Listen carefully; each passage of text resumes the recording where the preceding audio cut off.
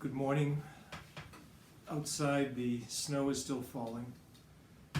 It's a pain in a way, but I've always loved it, to look out the window on days like this, see that whiteness falling down and covering the ground. It always seems to me like a recreation by God, or a possibility for that promised new creation. This Thursday note on video is definitely the not ready for primetime McGinty. Many of you know, and thank you for your expressions of sympathy and condolences, that last Saturday early in the morning, my mother was called out of this world to God. Yesterday we gathered as a family in South Boston and prayed the Eucharist for her. And I just wanted to say that loss and grief hits us all differently, and hits us differently at various times in our life. For me, for many of us actually, there are 6 of us siblings. For me, I find thus far this one of the heaviest experiences of grief that I ever have known in all my life. One of the most profound feelings of loss, which, and I don't know if this will make sense to you, doesn't have anything to do with faith. I believe with all my heart in the life Jesus Christ won for us on the cross from Easter Sunday on, that is ours already from baptism forward. I have no doubt that my mother and my father before her, and so many others, people you love, are indeed in God's presence, and that promised new life awaiting the general resurrection is already theirs. But humanly, emotionally, I feel absolutely broken in these days.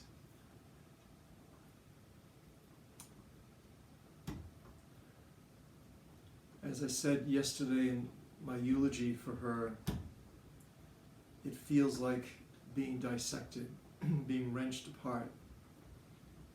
I'm really grateful on the parish side of things at St. Matthew's for our 2 wonderful wardens, Festus Kona and Tim Rossi, who have shown me over the months that I've been with you, these 9 incredible months, their love for you and for the parish.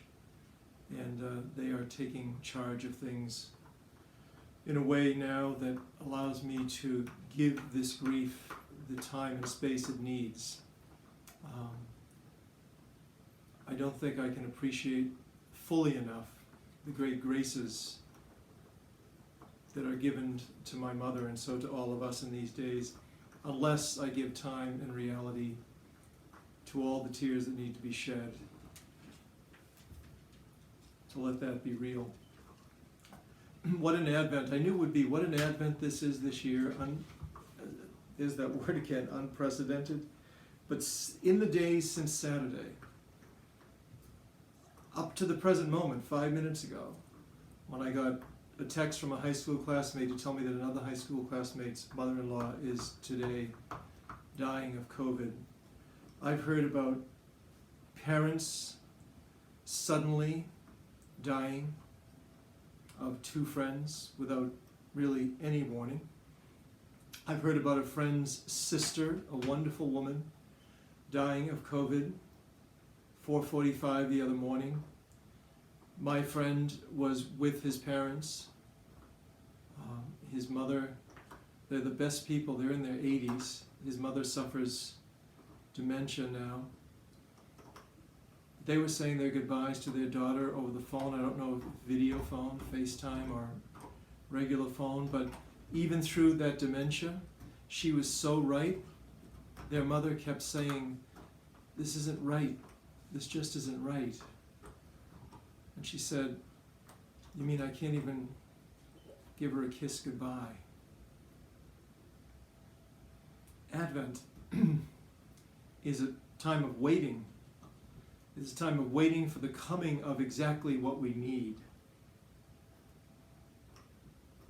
That need has a name. That name is Jesus. That person is the Christ.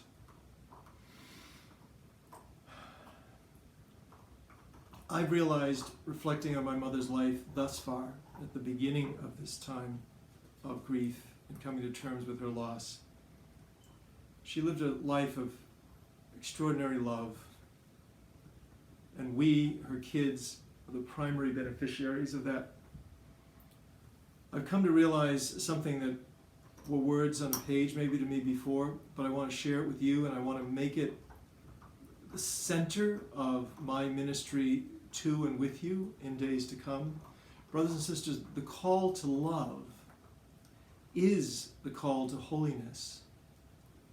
To love one another, to love the stranger, to love the poor, to love those who are close to us and those we don't even know. That is the call to holiness, and the call to holiness is what is ours from baptism, from becoming disciples of Jesus Christ. It's in no way optional. It's the very center. It has to be the very center of who we are, the very center of what we look like and sound like as St. Matthew's Parish, in ways beautifully obvious and explicit, whatever they might come to be. Between now and Christmas, with a few exceptions that are necessary, I hope, I ask